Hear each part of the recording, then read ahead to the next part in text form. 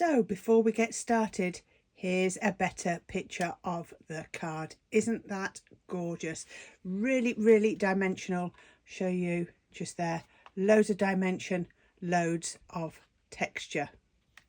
Hello my crafty friends, and welcome to what's going to be the fourth tutorial on my YouTube channel, Corrine's Crafts. Thank you for joining me, and before I go any further, can I just say thank you so much for all of your love and support so far.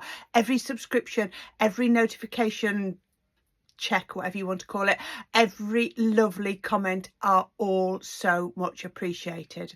Anyway, this tutorial, the fourth one, is a bit of a boosty bonus. I'm going to give you a better picture in a minute, because this is actually the fourth project, and it's using the waste from project number 2. So if you've still got that waste piece from project number 2, I mentioned keeping hold of it, then here is a lovely project for you to use that up. I hope you like it. I'm going to tell you where all of these bits are from, so keep watching the video, and yeah, let's make this project.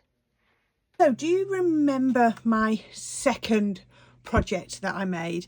This was the floating strips card. So you remember we stuck these strips onto some acetate, and we were left with this piece of waste. If I just move that around there, you can see I've got the right way around. Yeah, can you see that fitted on there? Obviously I've trimmed it down a little bit to make it a bit tidier, but this is the waste from there. So I thought I'll challenge myself and see if I can make a project using this.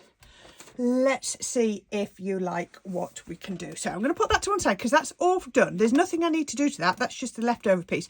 I've tidied up the edges, and I've put foam tape on the back just to raise it. It's my nice thick 5mm foam tape, so that's a lovely thick one. So we can put that to one side because we're not going to need that for a while. So the first thing I'm going to do is, again, I went hunting for some embossing folders, and I found this one. I really struggled to find good textured embossing folders that were bigger than about half of A4. Well, this piece of card that I'm going to emboss is 5.5 by 6 3/4, so it's a good size. So you need a good size embossing folder, and this is an old, as you can see on here, tattered lace one.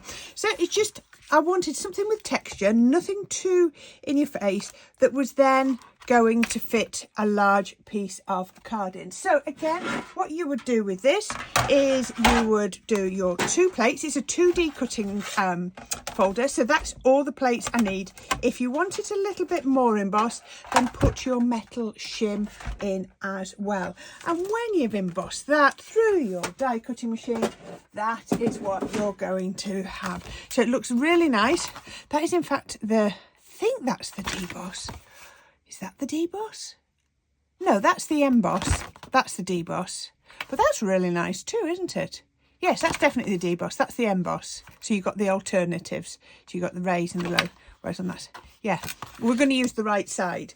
So I'm going to start with some card. And again, I've just taken a piece of A3 card, folded it in half lengthways, and actually I've got a couple of cards out of this, so you'll see where I'm going.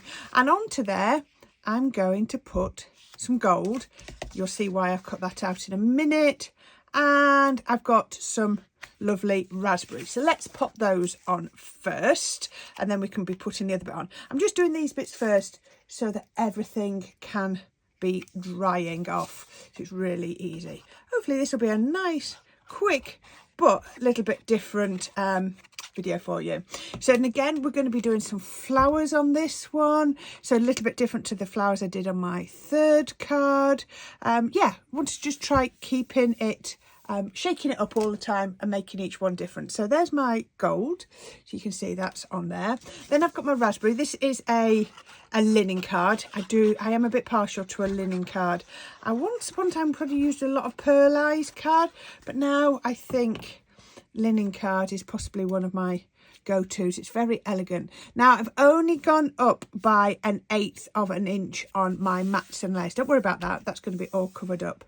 Can you see? So I've got a very elegant and very slim border all the way around there. So I've just popped that there. I actually went with collard glue without thinking about it, my all purpose. You just got to be careful it doesn't squidge. And then we're going to pop this one on. Now, yeah, I'm sure that's the right. Which way is it? Ooh. No, I'm going to go that way. I'm going to go that way. Right, put the glue on quick before you change your mind, Corrine. Before you change your mind, quick.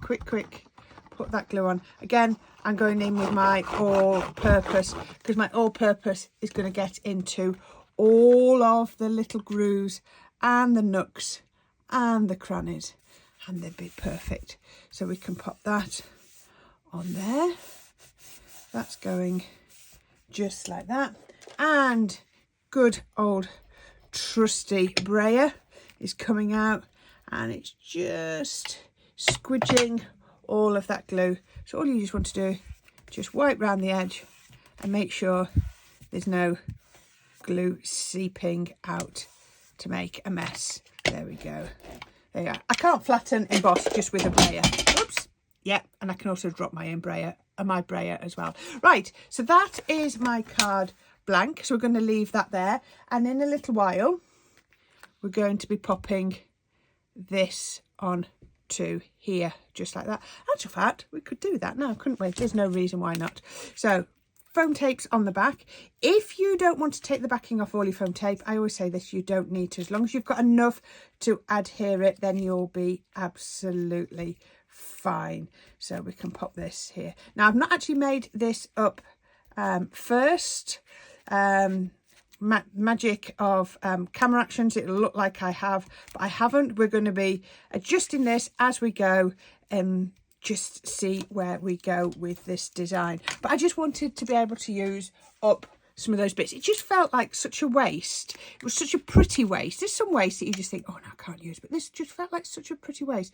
As per usual, little bit of wet glue on the back of my foam tape helps keep it sticky for keeps it sticking longer, so it's not going to fall off the base, but also it just means I've got wiggle room so that when I'm coming on here, I've got time to make sure that I've got it nice and straight, even across there. Let me just check that. Oh, I could have gone up a little bit higher. You see, I couldn't have done that if I hadn't put my wet glue on.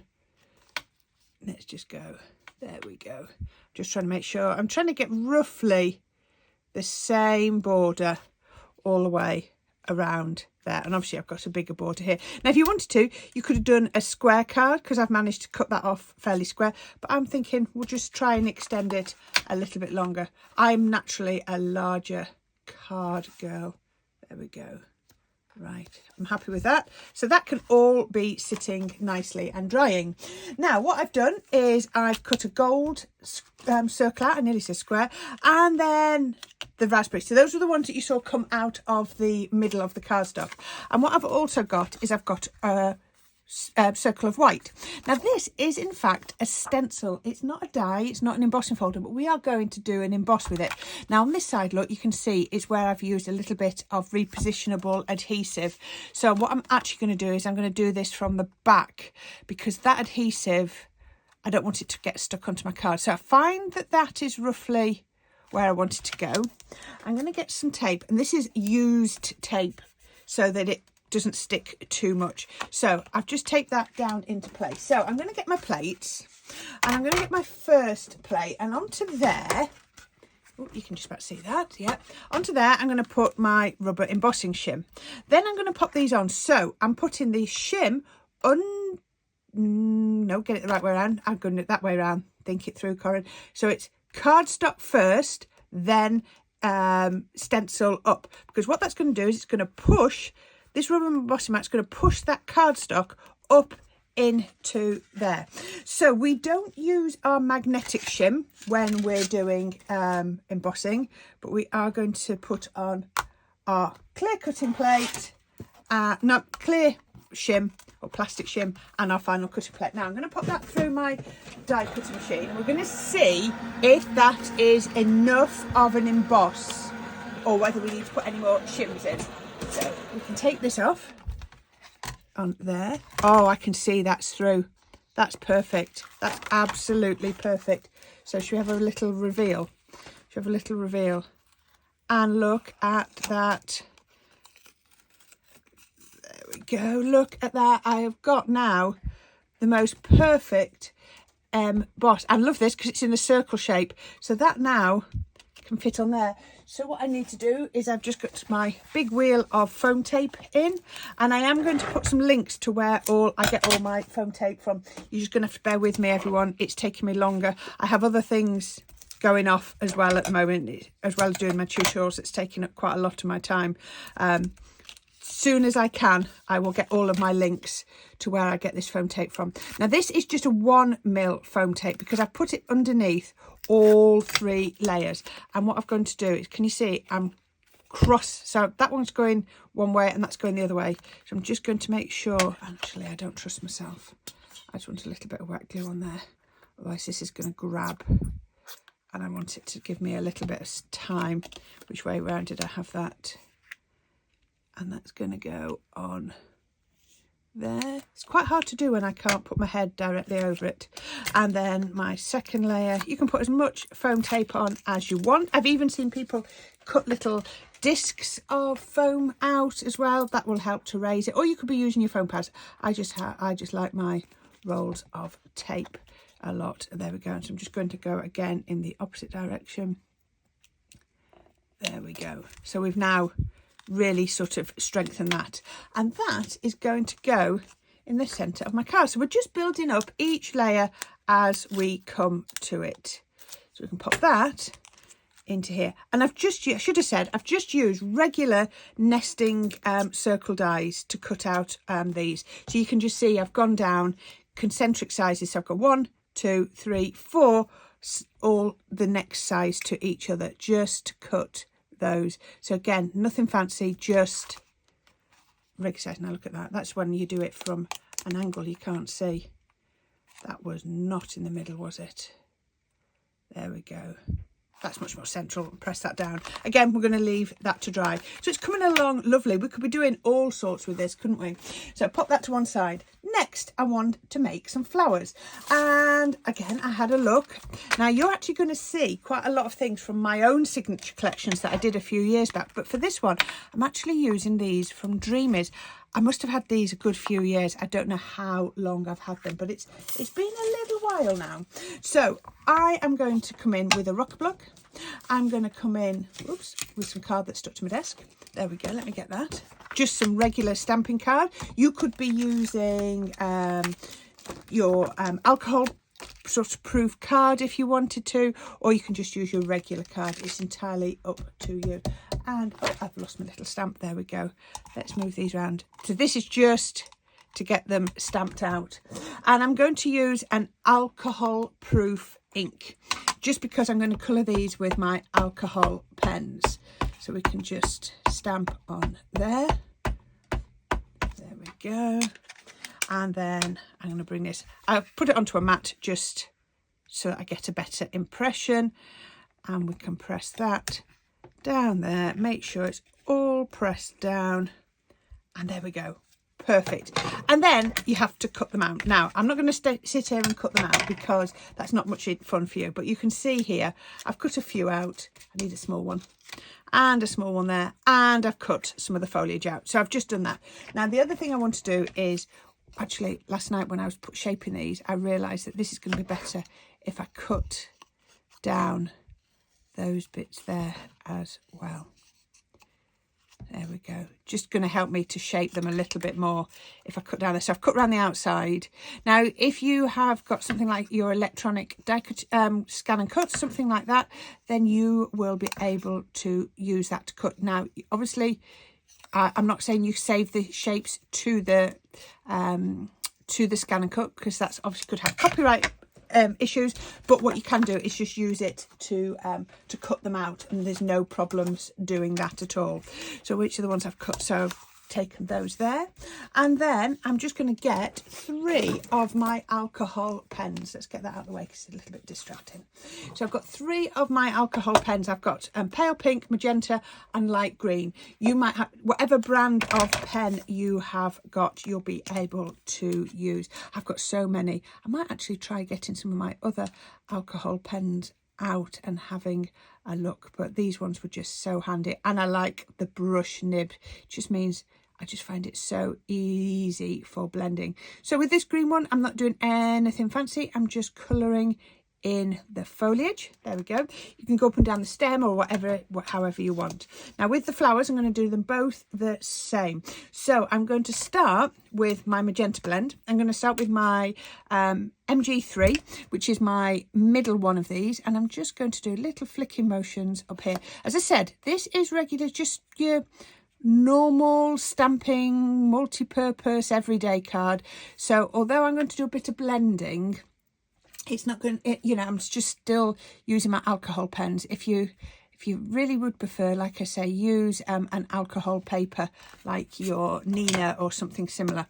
So then I'm going to come into my pale pink, and I'm going to again the middle one, PP4, and I'm just going to colour over here. You can mix, there's no problem mixing between pens to get the effect that you want. And again, don't worry about being too perfect, because we're going to give these a good shape when we finish. So in actual fact, people won't see too much of what you've done, because it's all going to be muddled in. Then I'm going to get my palest pink. Now remember, with these alcohol pens, the ink fades as, or the colour fades, sorry, as the alcohol dissipates. So just remember, you might need to go in a little bit darker than you first think, which is often the case whenever you're making flowers. So I'll pop that one there. Then I'm going to go back to my magenta. I'm going to get the darkest one, and I'm just going to do a couple of little flicks. And actually, when that goes on, you can see it shining. You can see the alcohol shining through, and it just blends. I'm just doing a couple of little flicks, which is why I love the brush for that. So that's that one done. We've done the leaf, we've done the small flower. Let's do the big flower. We're going to do it exactly the same. I have to think through what I'm doing. Middle one of my magenta on there first. And then, so I'll have quite a few flowers on my project, and this is all I've done with all of them. I've done them exactly the same. If you wanted to, you could actually try doing different colours, because you often get that, don't you, when you look in the garden, and flowers of a similar colour but a little variation all live quite happily side by side. So yeah, if you want to do, you know, a couple of different combinations of your colours, vary them out a little bit, then that will be lovely. And again, it's going to be lovely to see different colourways in this. You know, did you do the floating strips cards? And so many of you have done the floating strips card. I've seen quite a few, seen some really lovely projects with it. One lovely lady used it with the Wild at Heart collection and put it on the front of her easel drawer project, which was lovely. And you know, there's so many different ways you can use it, but did you keep that waste? I hope you did, so that you can be having a go at this. So again, pop that one on there, so you can see it's just blending nicely. Back in with my darkest and my magentas, and just a couple of little flicks. It's actually easier to do this one because it's bigger, so you don't feel like you're covering everything up so much. And again, make sure that, you know, I'm not trying to do them the same on each one, just trying to get them slightly different. Now, for this, I'm going to bring back in that same mat that we were stamping onto, because for me, I want something with quite a bit of resistance. So I'm going to come in with my ball tools, and I'm just going to shape on here. This ball tool must have a little bit of glue on, because it's catching him if I turn it a certain way. That's my bad doing that. So we can just put there. Then I'm going to come in with a slightly bigger ball tool head and do that. So I'm dragging it from the outside towards the centre. Can you see? Outside down to the centre. Outside down to the centre, like that. Working on the back first, turn it over, and then I'm going to shape just there. I'm going to come in with a smaller one, and then I'm going to shape just there. And then all I'm going to do is I'm going to get my tacky glue, and I'm going to put a little dab of tacky glue. Really doesn't need to be much. And then I'm going to, oh, I wasn't going to stagger these, was I? No, I wasn't. But actually, I will with this one. We can make this one a feature. Make this one. Now, I'll show you what I've done. So just put those like that. Oh, that looks nice. That wasn't what I was going to do. What I was going to do was have them just like this. Now I'm going to put some some tonic drops in the centre there. So I've just got the Nouveau drops. I've got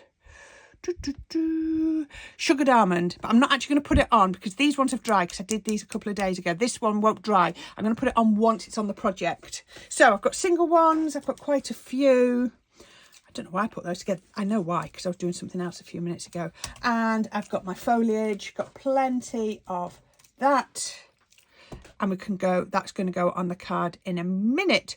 So again, I'm going to put that to one side. Now, I don't know how many of you know that I brought out my own signature collection a good few years ago when I worked at Create and Craft. And this is one of my sentiments. So it's my wishes sentiment. So I'm going to do this and I'm going to so what I did, these are all in my own handwriting, which is what I thought, which I just loved. So I've got wishes, I've got the outline, and I've got wishes, which is the sentiment. So it's a bit like when we were doing the last project and I turned the die over to get my matte layer. This one you don't need to because I've created the matte layer. I don't think I picked up the packets with these on. I picked up some of my other packets. Oh yeah. Let me show you. So this is from a different signature collection that I did. This one was some different sentiments. And you can see a mugshot on here. And I'm actually going to be using these in my next project. I'm going to be using these two. Aren't they gorgeous? The heart and the frame. I love these. These are proper texture dies. Really love that, and I'm going to show you how to use those as well at some point. So I'm loving that. So what I've got here is I've got my best, I've got my wishes here, and then I'm going to run that through my die cutting machine. So what plates do we need? So they're just regular dies. So I've put clear cutting plate. Oh, that one moved. Plastic shim. See if I can do it without dropping. Magnetic shim, top cutting plate, and we can put that on through there. So while that's going, I've just got some happy birthday stamps and I've got wishes. So I've just stamped out, look, that one, birthday, using a quick dry ink so I didn't smudge it, and I've just trimmed it down. Obviously I don't have my trimmer under the camera, so I wanted to do that one in advance. So I'll show you this. There we go. And I did just have a look, and there are some of my what have I just lost there? Some of my signature collection elements available on eBay. Always happens, doesn't it? People buy them and then change their mind. So yeah, as I'm using things, if you are interested, you might be able to pick up some bits and pieces that way. Always is, isn't it? They always end up on auction sites, don't they? So yeah, have a go at that. So little bit of PVA glue on the back of the white layer. This is really strange to see my handwriting appear in die form, but very flattering. So we've got the wishes, even got the dot for the eye just there, and then we've got that matte and layer. Right, I think I've got all of the elements that I need now. So let's just clear a bit of space. And we can do this on here. So I've got my card base, I've got my wishes and my birthday, and I've got all my flowers. So let's see where we can go from here. So what I'm going to do is I'm going to start with my 3D glue, and let's just do a little bit of placement. So I thought, now that I've done it, I'm going to pop this one first. So what I thought was my wishes could come down here with my birthday like that. I'm not going to stick it down yet, so I'm going to use this one, which was that double one. Then I'm going to come in with, let's see if I've got some more largish ones. I'm going to pop these around here. Let's put it that way. Don't want it that way. And then I can do a couple of smaller ones, and I can even come in to here, and I want one more smaller one just down here. How's that looking? That looking quite pretty, isn't it? So let's stick a few bits down, otherwise I'm just going to have everything floating, aren't I? So I've got my wishes, and because I've used the same foam tape here as here, this is going to sit flush, so I can actually put a little bit of glue under there because I know it's going to catch. So that's going to go just there. Then I can put my birthday on. If you want to put a little bit of foam tape on here, you could, but I thought we've got quite a lot of height and dimension, so we can come on here, birthday wishes. And then I'm going to come in with my 3D glue. A bit like I said on the last video, it's quite handy to use because it means that you can adjust things. So I'm going to start on here. Don't worry about this one not having a centre in yet. We'll fix that in a minute. Then I was going to come in with, I've moved that, haven't I? I've forgotten where I went now already. Just lifted them up and it's gone. So let's just pop that one on there. Again, I'm trying to bring everything in nice and tightly together because that's how I like the effect to look. So we can bring this one in and we can pop that one just in there. Then did we bring this one just down here? I think I need another one. Should we do that there? And do I need, I've got no one in my ear now. I'm not used to this. Do I need another one coming off there? Oh, I wish I had somebody in my ear telling me. I wish I could hear what you were all shouting. More or not? More or not? Yes, I do. I do. It needs it, doesn't it? And I'm actually going to put a bit of glue under there so that it gets supported and doesn't. There we go. Right, now, it's not right because there is no foliage. So all I'm going to do is I'm going to pop some of this foliage under here. It needs it. It really needs anchoring down with a bit of foliage. And again, this is why I'm using the 3D glue, because it means I can go in and poke those in. Pop that one just there. And I've actually got another one here. So let's quickly, you see, this is what happens when you don't plan it to within an inch of your life, and it just happens organically. I love that.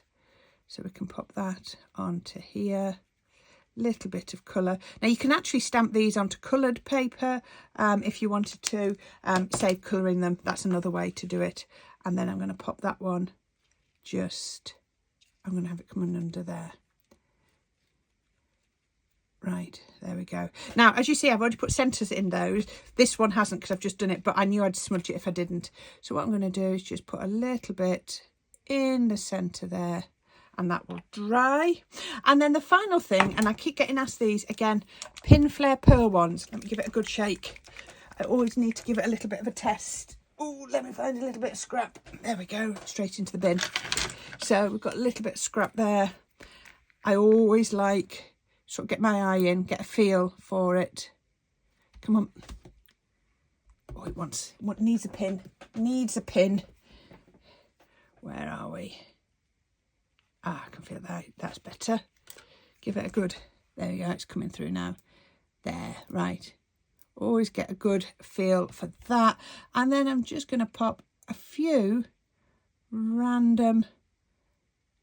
Don't you think that makes a difference? What a difference that makes. Keep it random, which is really hard. And then I might put a couple. It's my signature, you know I like to do this. Only thing is, I've now got to leave this to dry.